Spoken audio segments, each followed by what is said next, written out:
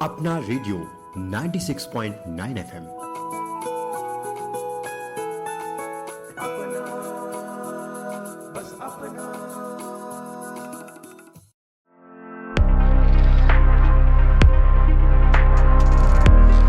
नमस्कार दोस्तों, स्वागत है आप सभी का हमारे खास कार्यक्रम में, जिसका विषय है सतर्क रहें, सुरक्षित रहें।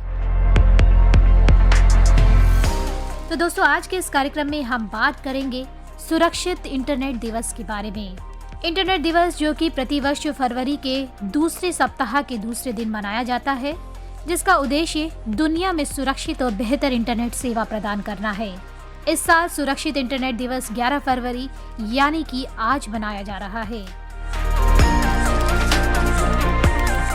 दोस्तों, इंटरनेट हमारी जिंदगी का अहम हिस्सा बन चुका है। इंटरनेट का महत्व आधुनिक जीवन का एक अभिन्न हिस्सा है और आज ये हर क्षेत्र में क्रांति ला रहा है। जैसे इंटरनेट ने शिक्षा को व्यापक और सुलभ बना दिया है।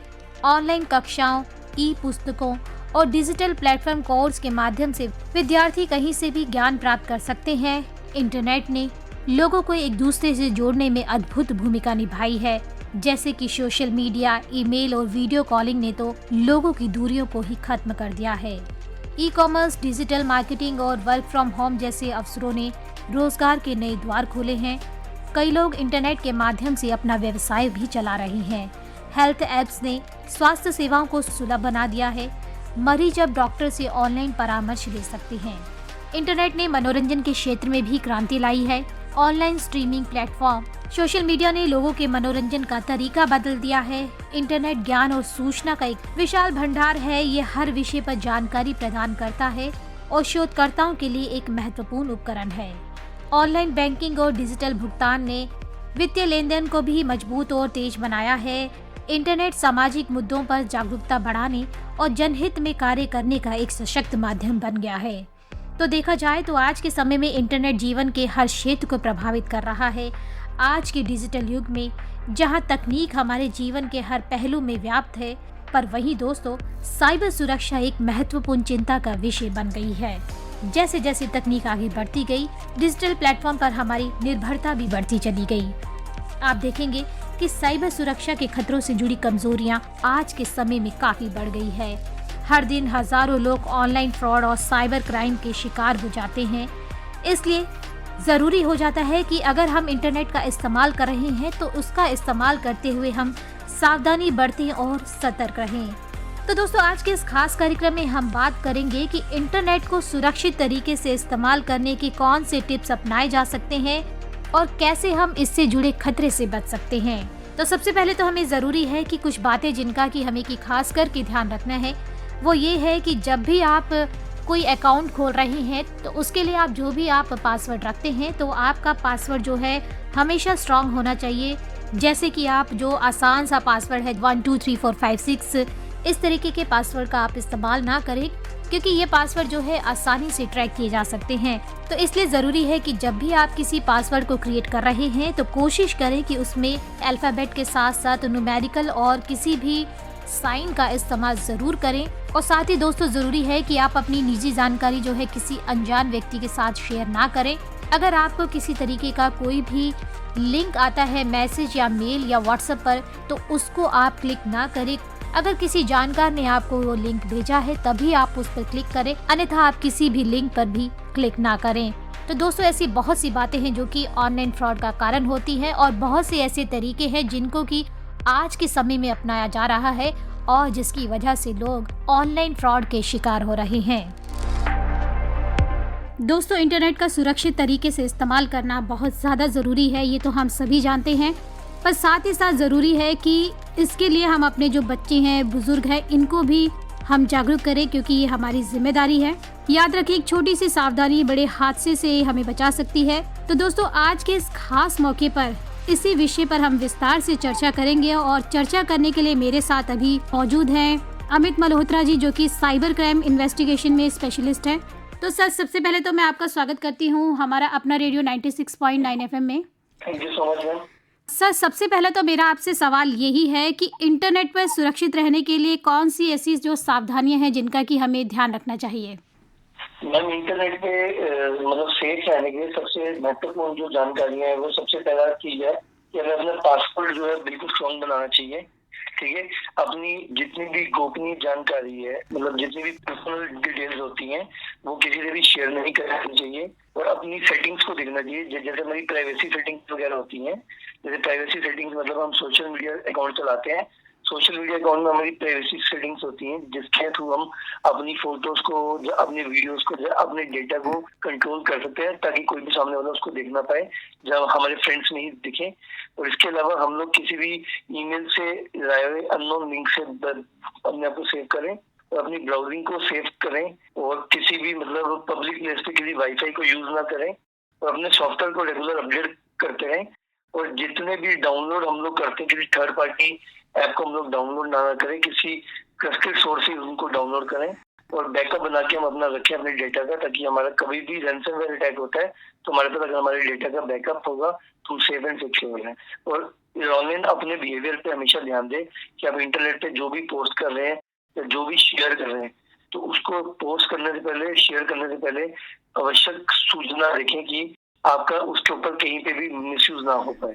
बस यही मैं कहना चाहूंगा कि आप जब भी इंटरनेट पे अपना सेफ अपने आप को रखना चाहते हैं तो ये कुछ महत्वपूर्ण जानकारी है उसके लिए। तो सर, जैसे आपने बात करी, पासवर्ड की बात करी और आपने एक बात करी शेयरिंग की बात करी, तो आप हमारे श्रोताओं को थोड़ा सा विस्तार से बताएं कि पासवर्ड जो है वो किस तरीके के इस्तेमाल करें और दूसरा शेयरिंग करने से किस तरीके की समस्या जो है वो आ सकती है। मैम देखिए, यहाँ से शेयरिंग का मतलब है कि जितनी भी आपकी मतलब पर्सनल इन्फॉर्मेशन होती है, जैसे आपका फोन नंबर, आपका इधर एड्रेस हो गया, आपकी बैंक की डिटेल होगी, कोई भी अगर अजनबी या फिर आप बोल रहे हो पब्लिक लोग आपके सामने, मतलब इंटरनेट पे क्या है कि आपकी किसी को जानते नहीं है, इंटरनेट पे कोई भी आपसे अगर कनेक्ट करता है तो आप अपनी पर्सनल इन्फॉर्मेशन उन तक मत दे दीजिए ताकि कोई भी आपकी गोपनीय जानकारी को हासिल ना कर पाए।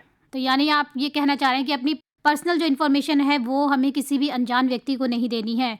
तो सर, अगर पासवर्ड की बात करें तो पासवर्ड को बनाते समय कौन सी बातें हैं जिनका कि ध्यान रखना बहुत ज़्यादा ज़रूरी है?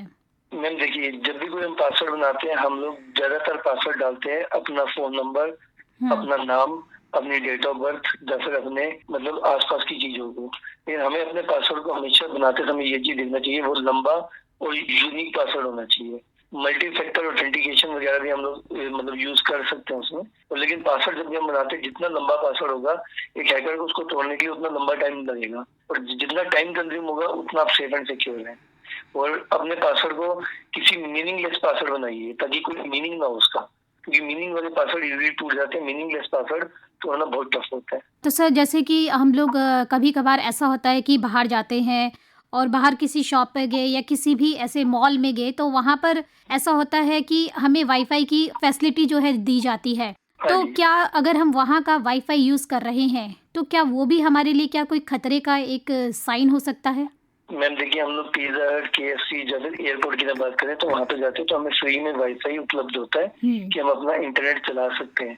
हम जैसे नॉर्मल सर्फिंग करते हैं, सर्फिंग करने में हमें कोई दिक्कत नहीं है नॉर्मल, लेकिन हमने अगर कोई अपने अकाउंट से रिलेटेड, जब बैंक से रिलेटेड कोई भी ट्रांजेक्शन करनी है, जब कुछ भी करना है तो हमें हमेशा VPN का प्रयोग करना चाहिए, VPN या फिर प्रॉक्सी का प्रयोग करना चाहिए ताकि हम अपनी निजी जानकारी को सुरक्षित रख सकें। क्योंकि पब्लिक वाईफाई में क्या है कि आप सबके साथ कनेक्टेड है और आप एक सर्वर से कनेक्टेड है जहाँ पे आपकी पूरी इन्फॉर्मेशन शेयर की जा रही है। तो अगर आप अपनी मतलब फाइनेंशियल टर्म की कोई भी इन्फॉर्मेशन वहाँ पर डाल के एंटर करते हैं तो आपके लिए वो सेफ एंड सिक्योर नहीं है। अच्छा सर, जैसे कि आप साइबर क्राइम के इन्वेस्टिगेशन स्पेशलिस्ट हैं, तो सर आपसे मैं ये जानना चाहूँगी कि किस तरीके के केस जो हैं अभी तक आपके सामने आ चुके हैं, मतलब कैसी सिचुएशन जो है लोगों के सामने होती है, ऐसी कौन कौन सी बातें जो हैं हमें बेसिकली ध्यान रखनी चाहिए कि किस तरीके के जो फ्रॉड जो है वो हमारे साथ हो सकते हैं? मैम बेसिकली क्या है कि आजकल जो AI का बहुत उपयोग हो रहा है तो AI को लेते हुए काफी सारे फ्रॉड सिस्टम सामने आ रहे हैं। तो हमें सबसे पहले तो सेल्फ अवेयरनेस होनी चाहिए इस चीज में कि हम सेल्फ अवेयरनेस हैं, क्योंकि आजकल क्या दिक्कत होती है आप देखेंगे कि सेक्सटॉर्शन का, ब्लैकमेलिंग का, इस टाइप की काफी सारे ऑनलाइन केसेस मार्केट में आ रहे हैं। और अगर हम अनजान है, बिल्कुल हमें इन चीजों के बारे में नहीं पता तो हम फटाफट से इनके शिकार हो जाते हैं। तो हमें इन चीजों को बचाने के लिए, अपने आप को बचाने के लिए सिंपल हमें क्या करना चाहिए कि देखना चाहिए अगर हमें कोई वीडियो कॉल आती है व्हाट्सएप पे तो हमें अटेंड नहीं करनी चाहिए या उसको अपनी फोटो नहीं देनी चाहिए ताकि वो फोटो मॉर्फ करके हमें ब्लैकमेल कर सकते हैं। ठीक है, इसके साथ साथ कॉल फॉरवर्डिंग के स्कैम्स भी काफी होते हैं। कॉल फॉरवर्डिंग के साथ साथ हमारे मतलब गूगल के सर्च इंजन के स्कैम्स काफी होते हैं। गूगल के सर्च इंजन के साथ साथ हमारे काफी सारे ऐसे फ्रॉड्स हैं जैसे कि कार्डिंग फ्रॉड्स होते हैं। कार्डिंग फ्रॉड हो गए या फिर हमारा फिशिंग फ्रॉड हो गए, या फिर आप सोच सकते हैं कि मतलब साइबर क्राइम को ना लेके इतने ज्यादा क्राइम फैल चुके हैं कि केवाईसी अपडेट का फ्रॉड आता है। तो इस टाइप के मतलब पोर्नोग्राफी कंटेंट हमारे पास आते हैं, उनसे हमें बचना चाहिए। जब फेक हमारे पास कुरियर की डिलीवरी स्कैम आते हैं, इस टाइप की काफी सारे स्कैम है जो कि हमारे सामने हो सकते हैं और हमें उससे अपने आप को बचाना चाहिए।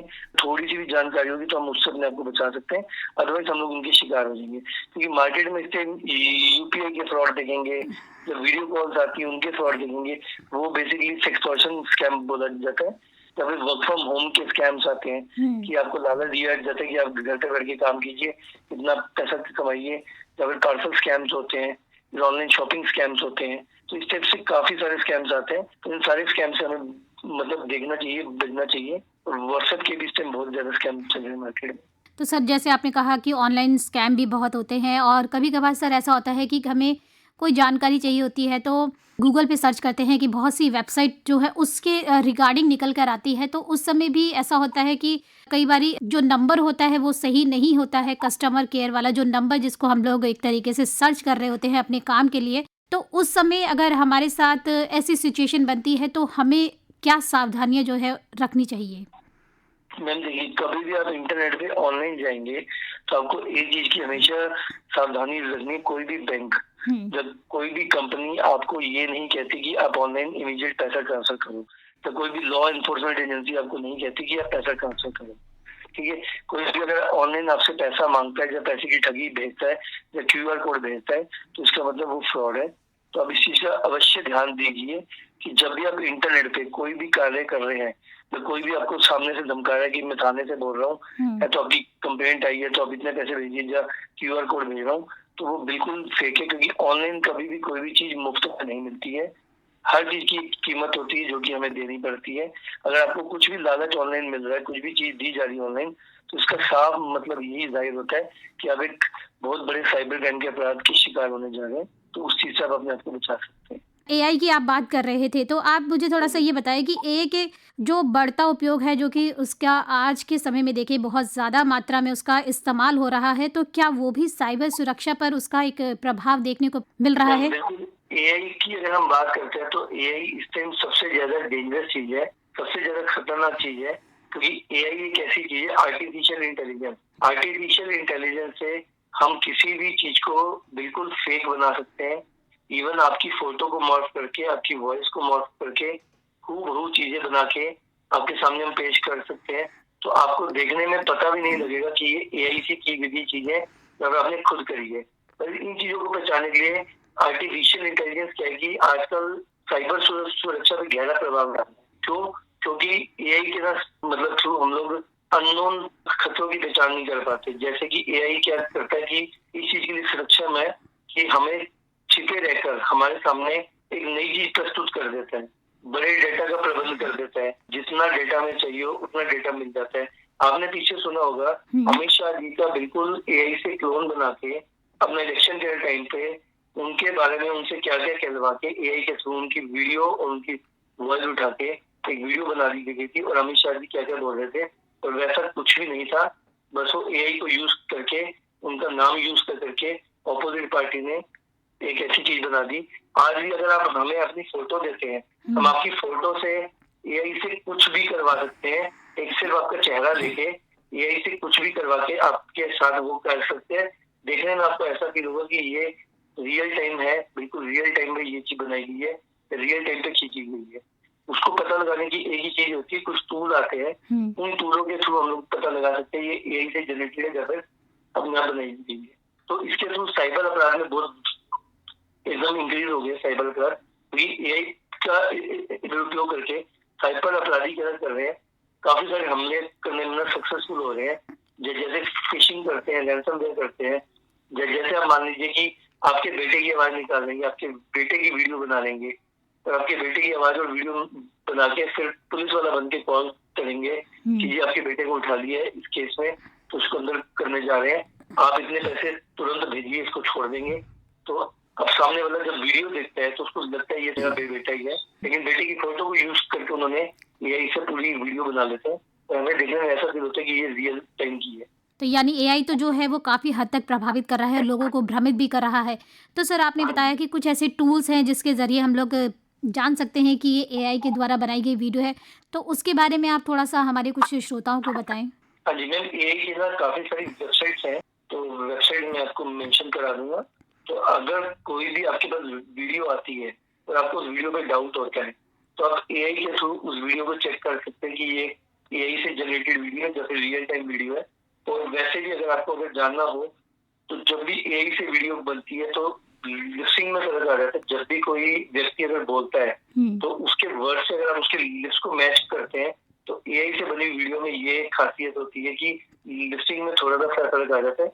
उस चीज को हम देख के एकदम डिटेक्ट कर सकते हैं कि ये एआई से बनी वीडियो या real time video. Plus face का एक्सप्रेशन होता है, फेस की मूवमेंट्स होती हैं, इन चीजों को देख के भी हम लोग गेस कर सकते हैं कि ये एआई से जनरेटेड वीडियो या फिर रियल टाइम वीडियो। बिल्कुल, साइबर सुरक्षा हमारे लिए वाक़ई बहुत ज़्यादा महत्वपूर्ण है। तो सर जैसे कि लोग जो हैं बहुत सी ऐसी चीज़ें अपने आस-पास होते हुए देखते हैं और ऐसा सुनते भी हैं कि कौन-कौन सी चीज़ें हैं जिनका कि ध्यान रखना है। पर सर कई बार ऐसा होता है कि हमें सब पता होता है, कहीं न कहीं जो साइबर जो क्राइम वाला व्यक्ति है वो कुछ मौके ढूँढ रहा होता है कि कैसे वो सामने वाले व्यक्ति को अपने झांसे में फँसाए और उसका जो भी पैसा है उसके अकाउंट से खाली करवा दे। तो सर ऐसी सिचुएशन हो भी जाती है कि कभी-कभार किसी का अकाउंट खाली हो जाता है और वो सामने वाले के झांसे में आ जाता है। तो सर ऐसी सिचुएशन में जो भी उपयोग करता है जिसके साथ इस तरीके की समस्या या घटना घटित हो जाती है, तो उसके बाद वो अपनी जो शिकायत है वो कहाँ दर्ज करवा सकता है? मैम देखिए, हर क्षेत्र में, हर नगर में एक साइबर थाना बना दिया गया है।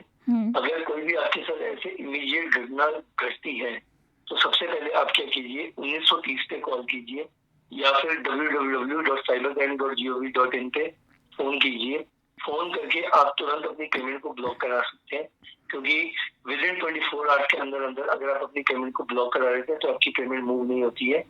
तो मूव नहीं होने से क्या है कि वो आपकी पेमेंट बिल्कुल आपके अकाउंट में वापस आ जाती है। तो इन चीजों का ध्यान रखते हुए अगर हम अपनी कंप्लेंट करा देते हैं, जैसे नजदीकी कोई भी साइबर थाना होता है उसमें जाके हम कंप्लेंट करा सकते हैं। कंप्लेंट कराने पे इंस्टेंट एक्शन होता है। इंस्टेंट एक्शन होने से हम अपने पैसे को बचा सकते हैं, क्योंकि आजकल ऑनलाइन ठगी बहुत है। कोई भी लालच देके किसी को भी कभी भी फंसा सकता है। तो उन चीजों से बचने के लिए, अपने आप को बचाने के लिए हमारे पास यही एक तरीका है कि हम खुद की सेल्फ अवेयरनेस सबसे पहले लाएं। और अगर हम सेल्फ अवेयरनेस लाते हुए भी हम किसी भी चीज का शिकार हो जाते हैं, किसी भी साइबर अपराध के शिकार हो जाते हैं, तो हमें सबसे पहले 1930 पे कॉल करना चाहिए। 1930 पे कॉल करके अपनी पेमेंट की ट्रांजेक्शन आईडी वगैरह बता के पेमेंट को ब्लॉक कराना चाहिए। पेमेंट को ब्लॉक कराने के बाद हमें तुरंत उसी टाइम cybercrime.gov.in पे कंप्लेंट डालनी चाहिए। कंप्लेंट डाल के देन हम सेफ एंड सिक्योर होते हैं। सर आपने बहुत ही महत्वपूर्ण सी बात बताई कि 1930 नंबर जिस पे हमें डायल करना है और हमें अपनी शिकायत दर्ज करानी है। तो भाई दोस्तों बहुत ज़्यादा ज़रूरी है कि हम अलर्ट रहें और जो भी इस तरीके के स्कैम जो हमारे आसपास हो रहे हैं उनके बारे में हमें पूरी जानकारी होना बहुत ज़्यादा ज़रूरी है, क्योंकि जब हमें पता होगा कि किस तरीके के स्कैम हमारे आसपास हो रहे हैं तभी हम उनसे अवेयर हो पाएंगे। और अगर आपके साथ इस तरीके की कोई घटना घटित भी हो जाती है तो आप 1930 नंबर पर कॉल करें और अपनी शिकायत वहां दर्ज कराएं। तो सर आपने मेरे से बहुत ही महत्वपूर्ण सी और बहुत ज़्यादा ज़रूरी बातें साझा की, इसके लिए आपका बहुत बहुत धन्यवाद। Thank you so much. तो दोस्तों आज के कार्यक्रम में बस इतना ही, लेकिन आप याद रखें कि सुरक्षित इंटरनेट के साथ आपकी डिजिटल जिंदगी होगी आसान और मज़ेदार। तो अब मैं आरती लेती हूँ आपसे विदा और आप सुनते रहिए अपना रेडियो 96.9 FM। सुरक्षित रहें और स्मार्ट रहें।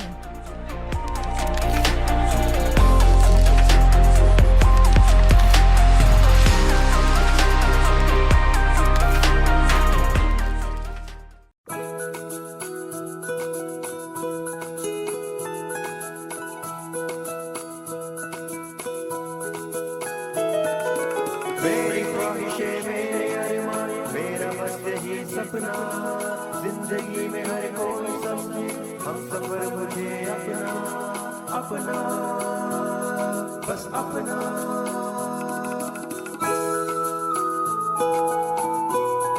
अपना रेडियो 96.9 एफएम।